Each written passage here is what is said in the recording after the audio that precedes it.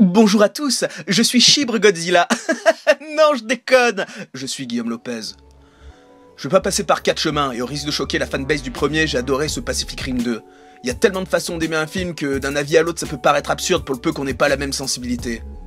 Faut savoir que j'étais fan du premier, mais que ma mémoire avait lavé tous les défauts, genre les dialogues kitsch en crevé, le fait qu'au final il y ait pas beaucoup d'action, le choix de mise en scène assez discutable comme l'introduction de différents Jaegers à peine exploités et vite expédiés, et surtout beaucoup de personnages insupportables comme les deux scientifiques, les comic relief.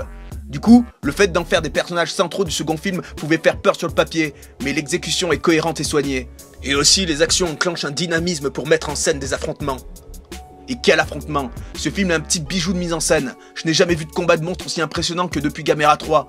On se rapproche du fun assumé d'un Skull Island, mais là on atteint des proportions absolument incroyables.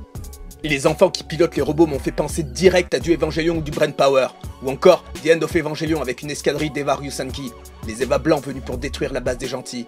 Sinon, les scènes burlesques font écho à Getter Robot, plus précisément Shin Getter Robot, avec des armes disproportionnées, des combos d'attaque what the fuck. D'ailleurs, faut absolument que vous voyez ça. Bref, en plus d'être fan de kaiju, on a des designs et des gap-tailles de créatures somptueuses. Vous l'aurez compris, en termes de démesure, ce film c'est du jamais vu. On dépasse l'ampleur d'une bataille de mêlée dans Tokyo au-delà d'un Final Wars. C'est pour dire à quel point on en prend plein les yeux sans jamais perdre une seconde l'action. Le film aurait pu être brouillon, mais c'est tellement lisible. D'ailleurs, je remercie Pacific Rim 2 de nous montrer des scènes de jour. Que ce soit robot contre créature, les FX sont miraculeux. Puis on a cet humour décomplexé. Pas celui d'un Marvel aux propos généralement portés sous le pantalon, mais plutôt quelque chose qui est pris au second degré et qui s'assume comme tel. Par exemple, un discours de motivation des troupes, plutôt kitschou, se retrouve désamorcé avec l'excellente Cailee Spaeny, qui forme un duo en parfaite osmose avec cet acteur que j'adore de plus en plus, John Boyega, qui nous avait livré une excellente performance dans Détroit. Dans Pacific Rim 2, c'est plus un personnage qu'on peut retrouver dans Star Wars 7, ce qui me va tout à fait tant l'humour est toujours en cohérence avec la gravité de la situation. Tous les personnages à leur manière sont touchants et on reste pas 30 minutes sur leurs problèmes.